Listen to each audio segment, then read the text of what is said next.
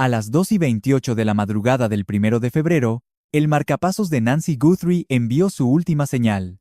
8 minutos después, un auto apareció en una cámara Ring a 2,5 millas de su hogar. El trayecto entre ambos lugares toma exactamente 6 minutos. Y el alguacil confirmó que los tiempos coinciden a la perfección. Un mes después, nadie ha sido arrestado. El hombre que llevó a Nancy a su casa, 4 horas antes de que ella se desvaneciera, no ha dicho ni una sola palabra en público. El mismo hombre cuya estatura, complexión y vello facial encajan con la descripción del sospechoso del FBI, le dio al New York Times 40 minutos de puras negaciones. Y desde entonces, no ha vuelto a saber nada de los investigadores. Y el departamento del alguacil acaba de contradecir a 4 grandes cadenas de noticias sobre si este sospechoso visitó o no la casa de Nancy antes de esa oscura noche en la que se la llevaron. Este caso no se está estancando. Se está fracturando en pedazos. Y es precisamente en esas fracturas donde habita la verdad. El auto. Ahí es donde comienza este análisis. Porque ese auto lo cambia absolutamente todo. Una pareja, Elías y Danielle Stratagoulis, vive a unas 2,5 millas de la casa de Nancy Guthrie, en las colinas de Catalina. Su casa está ubicada en Camino Royal, una carretera secundaria y residencial, diseñada casi a propósito para evitar todas las intersecciones principales entre el vecindario de Guthrie y las vías arteriales que sacan a cualquiera de esa zona. Su cámara Ring, que apunta hacia la calle, grabó a 12 vehículos pasando entre la medianoche y las 6 de la mañana del 1 de febrero. Uno de esos autos apareció exactamente a las 2:36 de la madrugada. El marcapasos de Nancy se desconectó de su teléfono a las 2:28 de la madrugada. La corresponsal de NBC, Liz Kreutz, condujo desde la casa de Nancy hasta el punto exacto donde se encuentra la cámara de los Stratagoulis. Tardó exactamente 6 minutos y eligió una ruta que, de manera deliberada, evitaba los cruces más grandes. El tipo de ruta que alguien que huye de la escena de un crimen a las 2:30 de la mañana elegiría por puro instinto. 2:28 de la madrugada. El marcapasos se desconecta de golpe. Están separando a Nancy de su teléfono. La están sacando del alcance del Bluetooth. O simplemente, alguien desactivó el dispositivo a la fuerza. Súmale a esos 6 minutos conduciendo por calles residenciales sumidas en la oscuridad, a una velocidad calculada para no llamar la atención. Eso nos da las 2:34 de la madrugada, pero el auto aparece en cámara a las 2:36. 2 minutos enteros de margen. Un margen frío y perturbador. Exactamente el que esperarías si el conductor se hubiera detenido al final de la calle de Nancy, hubiera revisado sus espejos, se hubiera quitado una máscara, y tras confirmar que el camino estaba desierto, hubiera acelerado hacia Camino Royal, alejándose rápidamente de la escena. El detective retirado de la policía de Nueva York, Pat Brown, revisó minuciosamente estas grabaciones junto a su equipo, y él cree firmemente que el vehículo es un Kia Soul. Un Kia Soul. No una furgoneta siniestra, ni una camioneta con amplio espacio de carga. Definitivamente no es el vehículo que uno asocia con transportar a la víctima de un secuestro. Es un vehículo utilitario compacto. La clase de auto ordinario que pasa totalmente desapercibido en cualquier vecindario, a cualquier hora del día o de la noche. El tipo de auto que no provoca ni una segunda mirada por parte de un vecino insomne, que casualmente mira por la ventana a las 2:30 de la madrugada. Si estás eligiendo un vehículo para llevar a cabo una operación que requiere, por encima de todo, ser un fantasma, un Kia Soul es una opción mucho mejor que casi cualquier otra cosa en ese rango de precios. Es común, es silencioso, y es olvidable. Ahora, analicemos la ruta paso a paso. Camino Royal no es una vía principal. No se conecta directamente con la autopista interestatal. Desemboca en East River Road, una arteria secundaria que corre de este a oeste, bordeando la zona norte de Tucson, y desde East River Road puedes llegar a Oracle Road en dirección sur, hacia el centro de la ciudad, y eventualmente tomar la autopista interestatal 19, directo hacia Río Rico y la frontera mexicana. También puedes tomar la avenida Campbell en dirección sur, cruzando los silenciosos pasillos residenciales. O puedes llegar a Skyline Drive, bordeando las colinas hacia el Valle del Oro, el lugar donde Tommaso Chion da clases, y donde él y Annie viven. Cada una de estas direcciones nos cuenta una historia inquietante y diferente.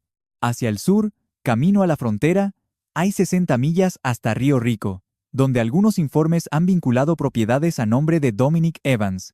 Hacia el oeste, rumbo al corredor de Tucson y Marana, precisamente la zona donde este mismo Evans vive y trabaja como profesor.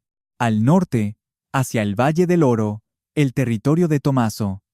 Y hacia el este, directo al desierto abierto, un paisaje árido, de muy poca densidad residencial, arroyos secos y senderos donde un cuerpo podría permanecer oculto y sin ser descubierto durante meses. El exteniente del condado de Nassau, Michael Gould, evalúa con escalofriante precisión que el cuerpo de Nancy probablemente será encontrado en un radio de 2 a 5 millas de su hogar, de 2 a 5 millas. La cámara de los Stratagulis está a exactamente 2,5 millas, y aquel guante fue hallado a tan solo 2 millas. El cerco geográfico se está estrechando de forma sofocante alrededor de ese mismo radio. El FBI sabe perfectamente en qué dirección viajaba ese auto, pero han guardado un silencio sepulcral. Y aquí está la clave de por qué el video de los Stratagulis es muchísimo más importante que esos otros 12 autos descartados previamente. Los Stratagulis viven justo fuera del radio de búsqueda de 2 millas que los investigadores establecieron meticulosamente alrededor de la casa de Nancy. Ellos le revelaron a Fox News Digital que nadie, absolutamente nadie de las fuerzas del orden, había ido a tocar a su puerta. Ningún policía les pidió sus grabaciones. Tuvieron que presentarse de forma voluntaria, y solo después de ver las noticias y darse cuenta de que su cámara podría haber captado algo crucial en medio de la noche. El FBI rastreó un radio de 2 millas, pero el auto apareció a las 2,5 millas, es decir, a media milla de distancia, justo fuera del perímetro de búsqueda oficial. Si los Stratagulis no hubieran encendido las noticias esa noche, si no se les hubiera ocurrido revisar su cámara, y si no hubieran contactado a Fox News, estas grabaciones fundamentales simplemente no existirían en los registros públicos. Se habrían perdido para siempre. Así que la pregunta que nos hiela la sangre es, ¿cuántas otras cámaras, situadas entre las 2 y 5 millas de la casa de Nancy, guardan grabaciones que nadie ha solicitado jamás? ¿Todo porque el radio de búsqueda era demasiado pequeño? El alguacil ya ha confirmado que, ahora sí, los investigadores están revisando activamente los vehículos en áreas mucho más alejadas de la escena del crimen. Esa confirmación finalmente llegó el 27 de febrero. 26 largos días después del secuestro. 26 días antes de que alguien, de manera oficial, se atreviera a admitir que ese perímetro de 2 millas quizá no había sido lo suficientemente amplio. Por otro lado, una vecina que vive cerca de la ruta de Camino Royal le confesó a la prensa digital que vio a un hombre sospechoso merodeando cerca de lo que parecía ser un auto abandonado. Esto ocurrió el 2 de febrero, justo el día después de que se llevaran a Nancy. Ella describió a este sujeto como un hombre joven y aseguró que, definitivamente, no parecía alguien que simplemente hubiera salido a dar un paseo tranquilo.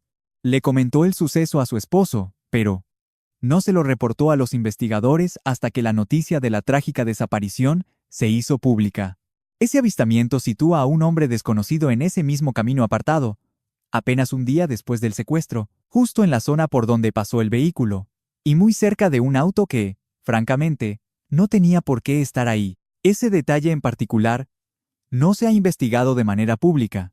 Su verdadera importancia depende, por completo, de lo que los investigadores hayan hecho con esa valiosa información a puerta cerrada. Ahora bien, hablemos de los 12 autos.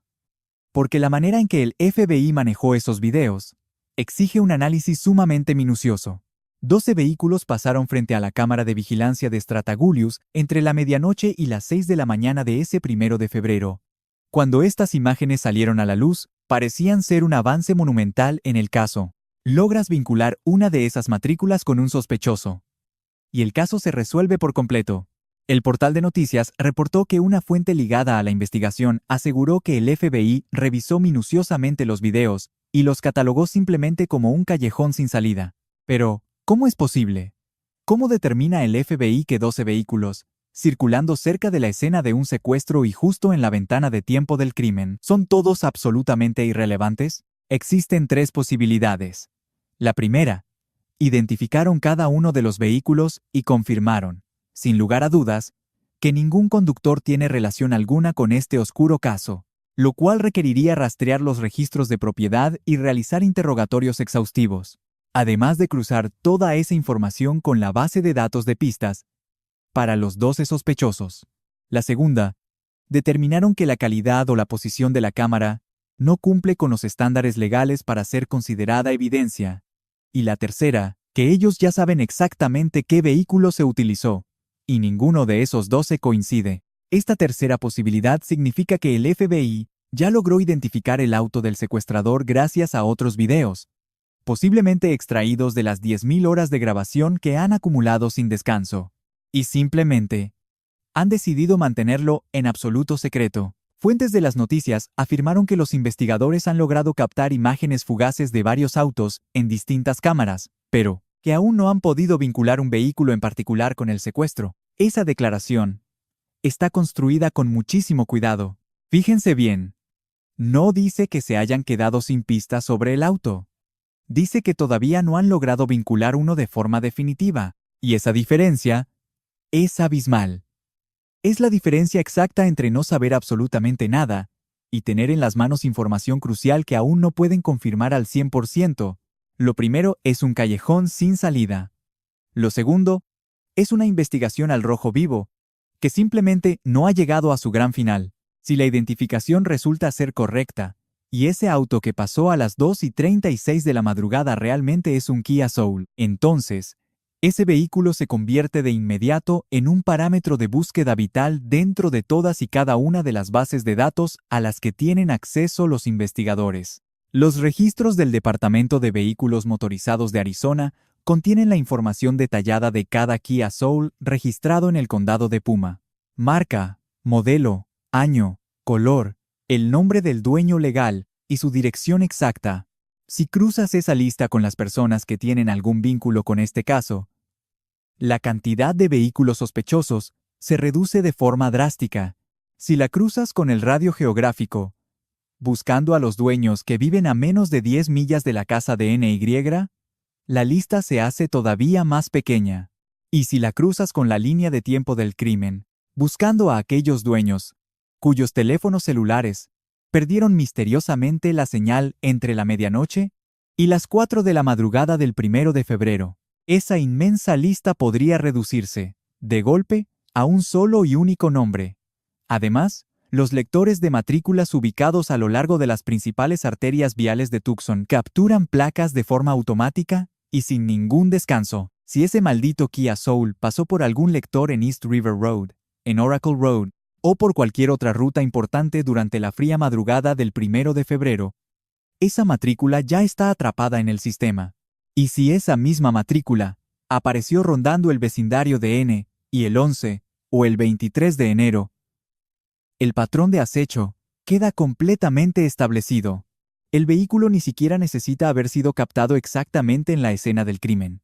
Basta con que una cámara lo haya grabado en los caminos que entran y salen del lugar, en múltiples fechas clave. Y no olvidemos que los datos de esos lectores se almacenan durante meses.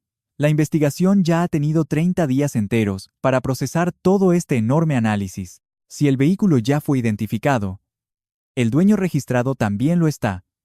Y si los agentes ya saben quién es el dueño, entonces los investigadores están construyendo un caso sólido, rastreando en silencio todos y cada uno de los movimientos, las llamadas y las oscuras conexiones de esa persona. El silencio ante el público no significa de ninguna manera que no haya avances.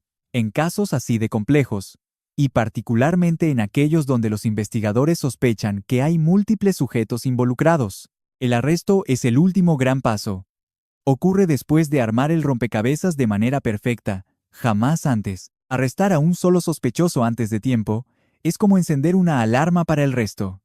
Y el FBI aprendió este principio básico a través de décadas y décadas de combatir al crimen organizado. Nunca das el golpe sobre tu primer objetivo hasta que estás completamente listo para caerles encima a todos al mismo tiempo. 10.000 horas de grabaciones. Es el equivalente a más de un año de video continuo.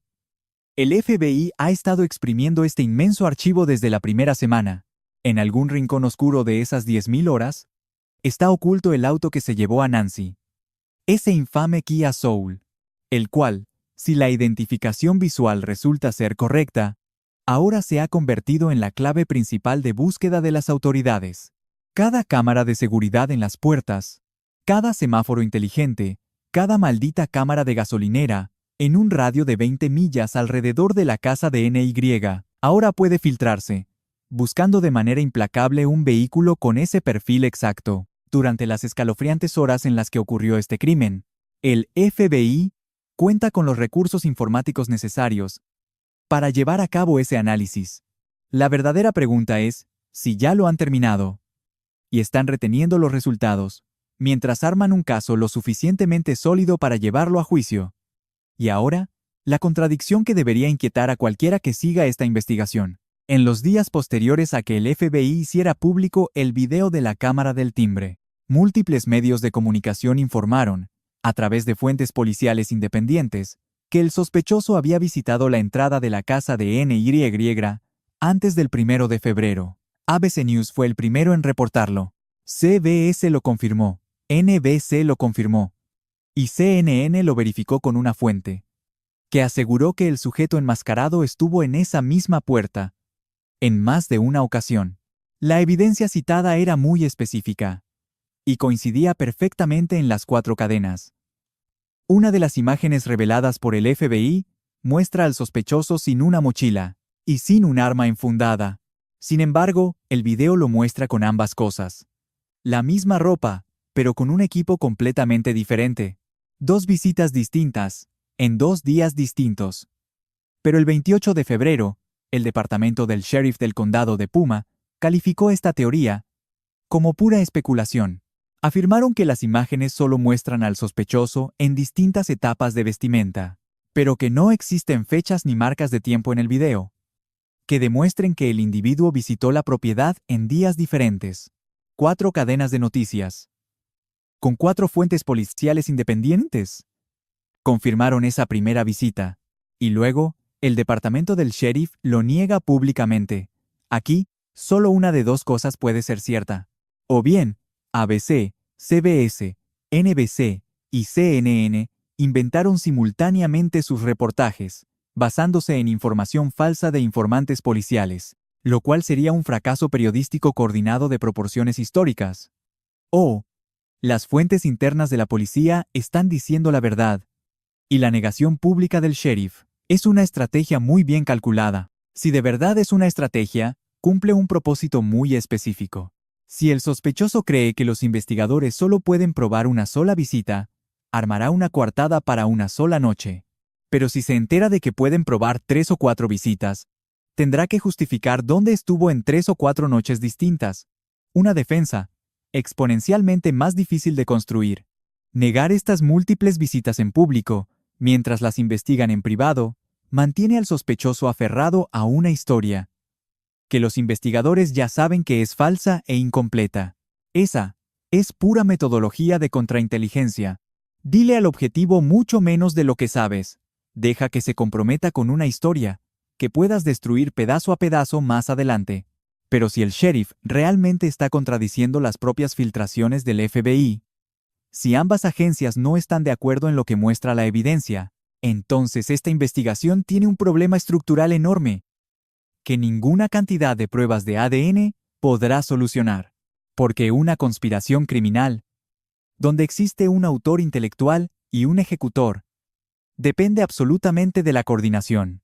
Y para derrotar esa coordinación, se requiere de una investigación que esté al menos tan coordinada como el crimen que intenta resolver. Ahora, hablemos de la antena en el bolsillo del sospechoso. Una ex agente del FBI y oficial de la CIA examinó el video del timbre en un podcast de investigación e identificó lo que claramente parece ser una antena, sobresaliendo de la chaqueta del agresor. Ella evaluó 2 posibilidades aterradoras: un walkie-talkie o un inhibidor de señal. Su análisis sobre la teoría del walkie-talkie tiene muchísimo peso, por lo que eso implicaría sobre la operación en sí. Un walkie-talkie es un dispositivo de comunicación de corto alcance que simplemente no genera registros en las antenas de telefonía celular, no se conecta a redes Wi-Fi y no deja absolutamente nada de esa huella digital que sí crea un teléfono móvil. Si este sospechoso se estaba comunicando con una segunda persona, alguien en un vehículo estacionado cerca, esperando la señal para acercarse, un walkie-talkie sería el único método para evitar ser detectados por el análisis masivo de datos telefónicos que está realizando el FBI. La experta lo dijo muy claro. Un vehículo de escape va a ser fundamental en este caso, si es que hubo alguien más que lo ayudó.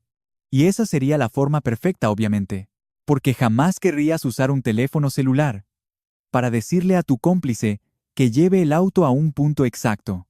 Esa declaración, de una ex agente del FBI y oficial de la CIA, describe exactamente la operación de dos personas hacia la cual nos hemos ido acercando desde el segundo video.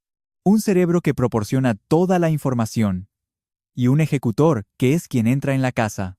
Un conductor que posiciona el vehículo en un camino secundario, posiblemente en Camino Royal, y espera en silencio la señal por el walkie-talkie. A las 2:28 de la madrugada, el marcapasos se desconecta. Se envía la señal.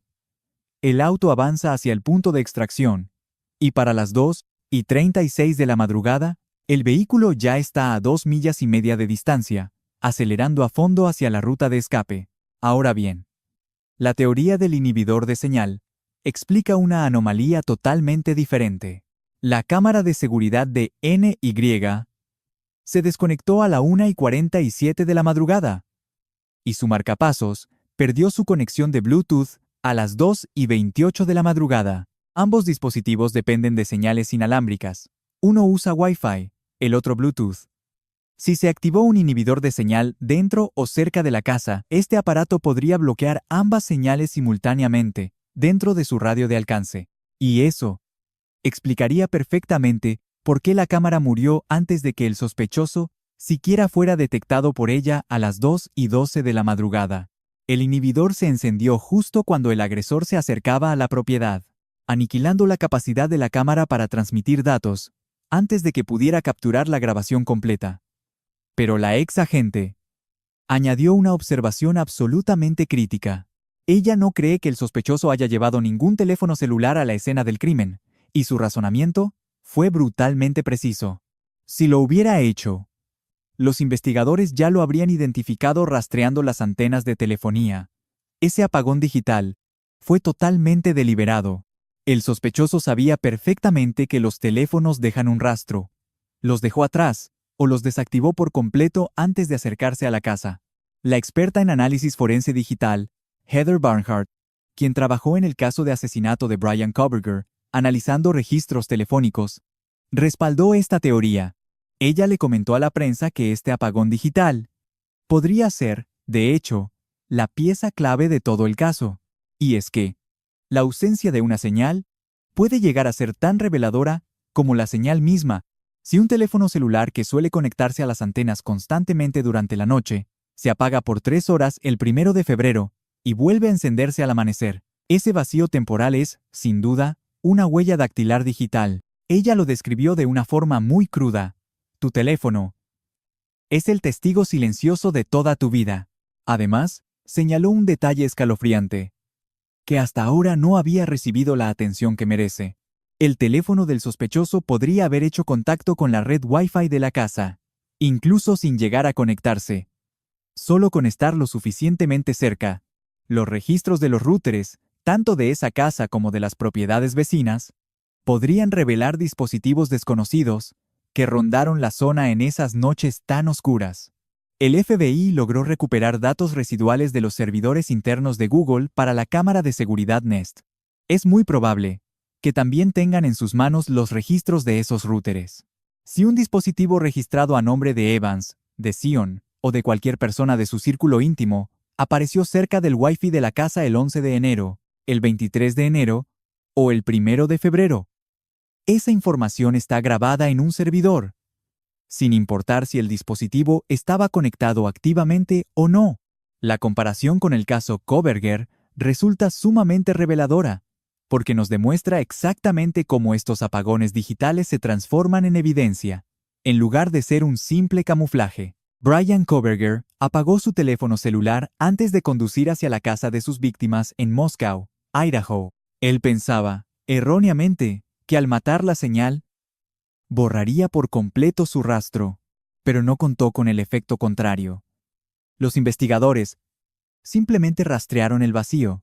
Sabían que su teléfono estuvo encendido en su casa antes de la medianoche y que volvió a activarse después de las 4 de la madrugada. Esa ventana de 3 horas de silencio absoluto, cruzada con los datos de las antenas de su ruta, se convirtió en la línea de tiempo clave para la fiscalía. La ausencia era la prueba. Si el sospechoso de este caso, o sus cómplices, apagaron sus teléfonos entre la medianoche y las 4 de la madrugada de ese 1 de febrero, ese apagón ya es claramente visible en los registros de las antenas, y el FBI ni siquiera necesita probar dónde estaba el teléfono durante esas horas. Solo tienen que demostrar que el teléfono fue silenciado de forma deliberada, justo en la ventana de tiempo en la que ocurrió el crimen, y que fue reactivado después.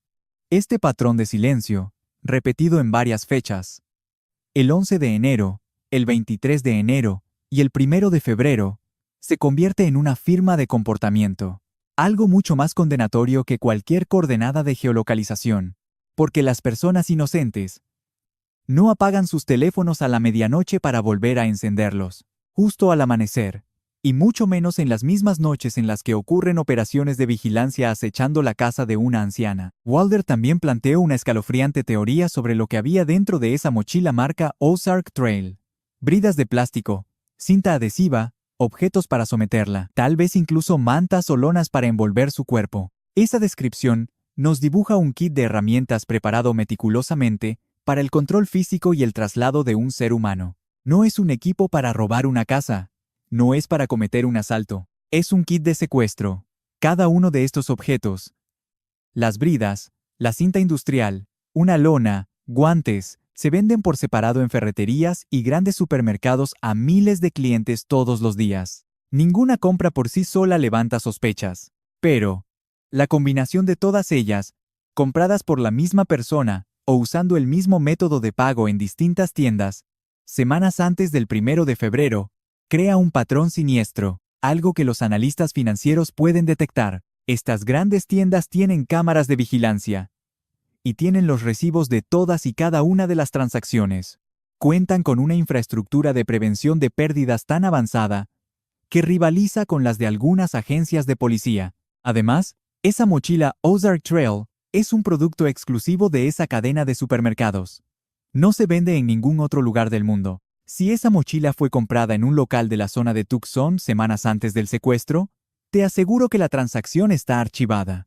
El rostro del comprador está grabado en las cámaras del techo, que filman de forma continua en cada caja y estación de autopago. Y el vehículo en el que llegó está registrado en las cámaras del estacionamiento. Si pagaron con tarjeta de crédito, su nombre está ligado a la compra.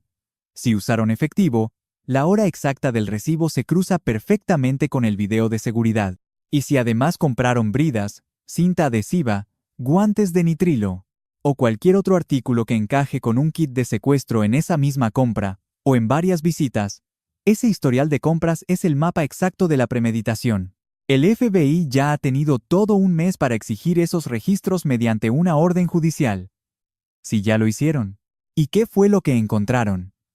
Es algo que se mantiene en absoluto secreto. Sin embargo, este rastro de la tienda fue uno de los primeros hilos de investigación que salieron a la luz, y, casi con total seguridad, es uno de los frentes más avanzados a puerta cerrada. Hoy en día, la escena del crimen está clausurada. Este fin de semana, el FBI devolvió la casa a la familia. Ellos ya han instalado un nuevo y robusto sistema de seguridad. La propiedad, que fue un estricto laboratorio forense durante 29 días, ha vuelto a ser una residencia privada. Una vez más, la doctora Valentine, científica forense, advirtió a los investigadores que no se confiaran únicamente en el ADN y las huellas dactilares. Súplica que se haga un barrido de pruebas mucho más exhaustivo: cabello, fibras textiles, cualquier rastro microscópico. Porque si esas personas entraron a la casa, por fuerza tuvo que quedar alguna prueba de su presencia. La gran pregunta es: ¿dónde está? ¿Qué es? Tenemos que encontrarlo. Esa advertencia llegó justo en el momento en que se levantaba el acordonamiento de la escena del crimen. Cualquier cosa que no se haya recolectado antes de devolver la casa, ahora corre el riesgo de contaminarse, degradarse o perderse para siempre. La ventana para encontrar pruebas de rastro se ha cerrado por completo. Si ese cabello y las fibras de los que hablaba el Dr. Valentine no se recuperaron durante el procesamiento inicial, ya no se van a recuperar jamás. El principal analista de seguridad, John Miller, evaluó el caso al cumplirse el primer mes y afirmó: "Esto no está ni cerca de ser un caso sin resolver", e identificó 3 grandes incógnitas que mantienen viva la investigación. Primera, ¿qué le pasó a Nancy? Saber si está viva o si ya falleció determina el ritmo y la metodología de absolutamente todo lo que sigue. Con una víctima con vida, domina la urgencia, pero con una víctima sin vida, la meticulosidad reemplaza a la velocidad. La investigación puede permitirse ser más lenta, porque el objetivo ya no es un rescate, sino hacer justicia. El planteamiento de Miller sugiere que el FBI ya tomó una decisión interna sobre en qué modo están operando, y el traslado a Phoenix, la reducción del personal de campo, el enfoque meticuloso en analizar las cámaras y procesar el ADN, todo apunta hacia ese segundo modo. El ritmo de la investigación te dice qué es lo que realmente creen los investigadores, incluso cuando sus palabras digan lo contrario. Segunda, el motivo. Miller señaló la sangre encontrada en la puerta principal de Nancy e hizo una declaración que cambia toda la perspectiva del caso. Él dijo: "No importa cómo haya empezado este crimen, las cosas empezaron a salir mal muy rápido. Esa simple evaluación abre una posibilidad que ni la teoría del secuestro por dinero, ni la del asesinato premeditado logran explicar por completo. Nos sugiere un tercer escenario. Un crimen que cambió de naturaleza en plena ejecución. Algo que empezó siendo un tipo de operación y se convirtió en otra cosa totalmente distinta. Cuando el plan fracasó justo ahí, en el umbral de la puerta, se recibieron 2 notas de rescate en la primera semana, y se trataron como reales. Pero luego, la comunicación se cortó de forma abrupta. Miller planteó la posibilidad de que alguien fabricara esas notas de rescate después del hecho, solo para encubrir un allanamiento de morada que ya se había vuelto violento. Si el enfrentamiento en la puerta terminó con alguien herido, con la sangre de Nancy manchando el pórtico y todo el camino de entrada, entonces el plan original pudo haber fracasado en esos primeros segundos.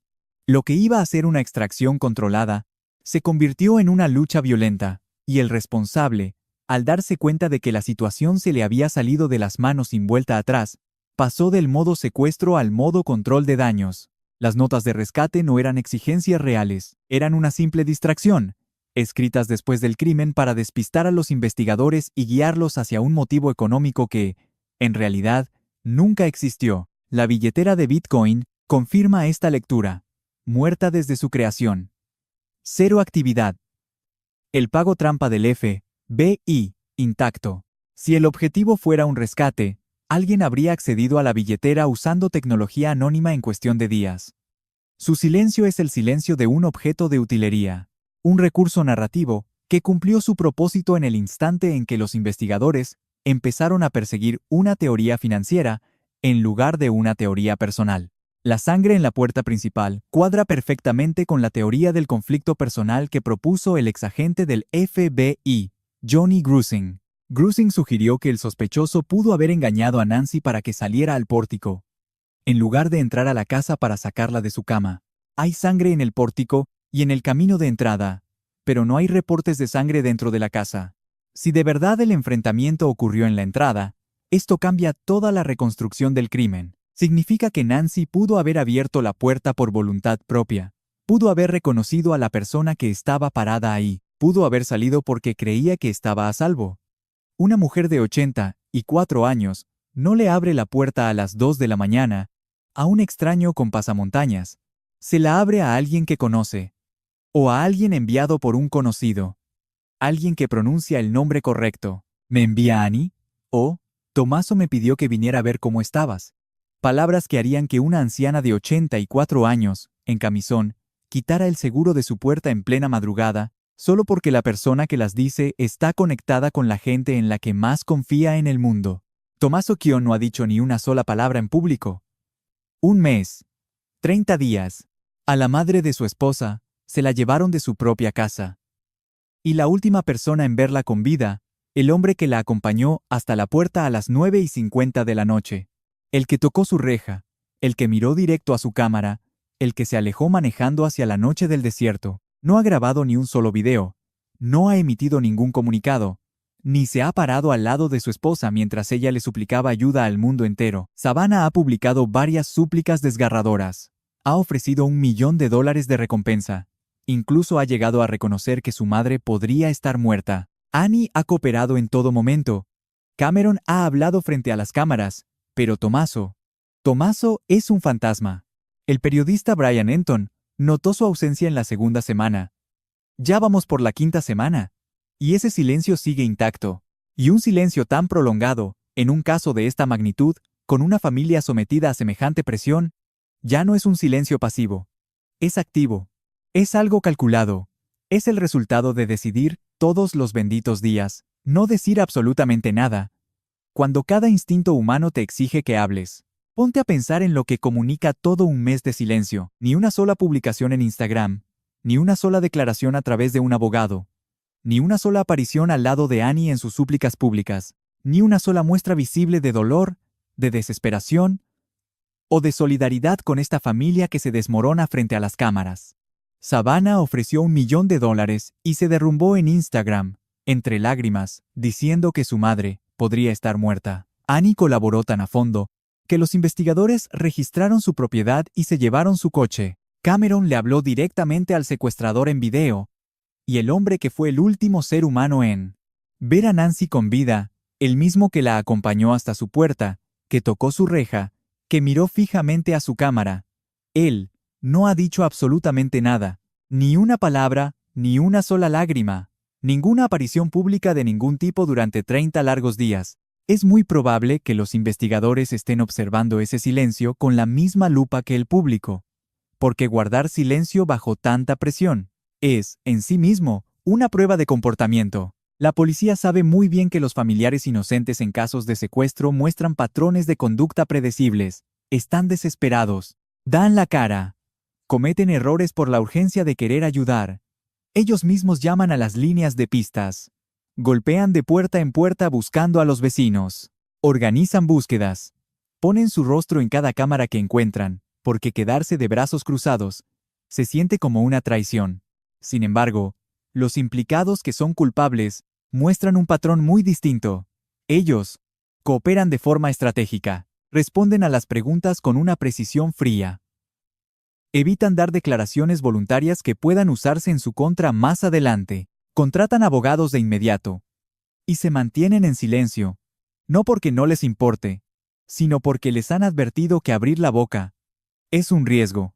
Cada palabra pronunciada es una posible contradicción. Cada aparición pública es un registro en video que los fiscales pueden analizar cuadro por cuadro, buscando microexpresiones, elecciones de palabras y pequeños gestos que terminen delatando lo que realmente saben.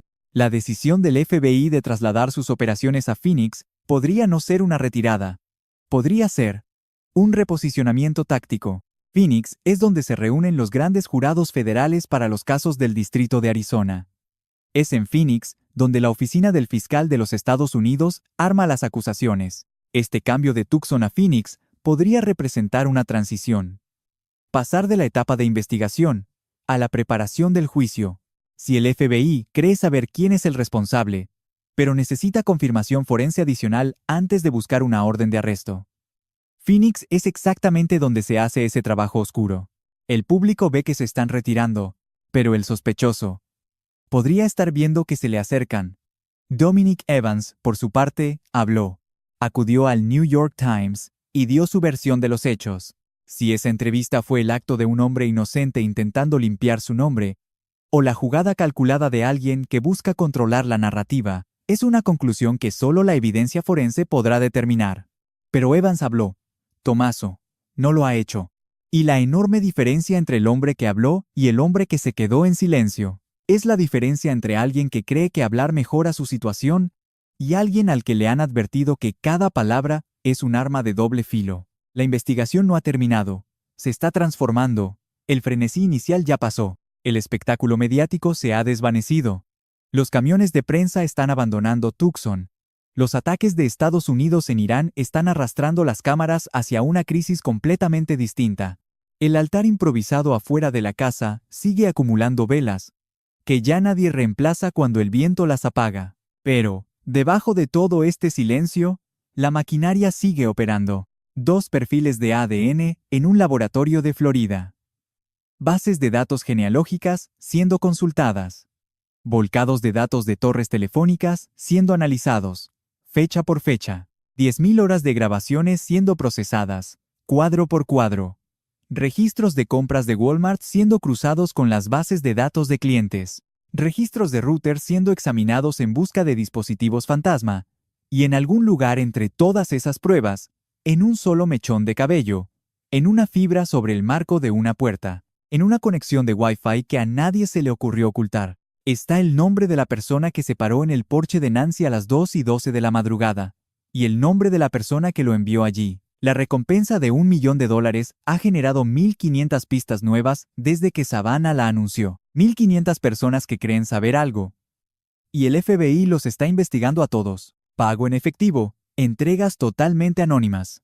La infraestructura para que alguien termine con este caso de una vez por todas, con una sola llamada telefónica, ya existe y está en pleno funcionamiento. El autor intelectual y el ejecutor, si es que realmente son 2 personas distintas, están haciendo los mismos cálculos esta noche que han estado haciendo cada noche durante un mes. ¿Puedo confiar en que el otro mantendrá la boca cerrada? ¿Puedo confiar en que el ADN no arrojará resultados? ¿Puedo confiar en que las torres de telefonía no detectaron mi celular? ¿Puedo confiar en que las cámaras de Walmart no captaron mi rostro? ¿Puedo confiar en que el auto visto a las 2:36 de la madrugada no podrá ser rastreado hasta mí? Cada una de esas preguntas tiene una respuesta, y esas respuestas están guardadas en servidores, en laboratorios, y en cuartos de evidencia a los que no les importa en lo absoluto la lealtad, el silencio, ni el paso del tiempo. Un mes entero, sin arrestos. Pero la evidencia no está sentada esperando a que la investigación la alcance. La evidencia ya llegó. Está haciendo fila, siendo procesada, siendo comparada, y siendo rastreada, implacablemente.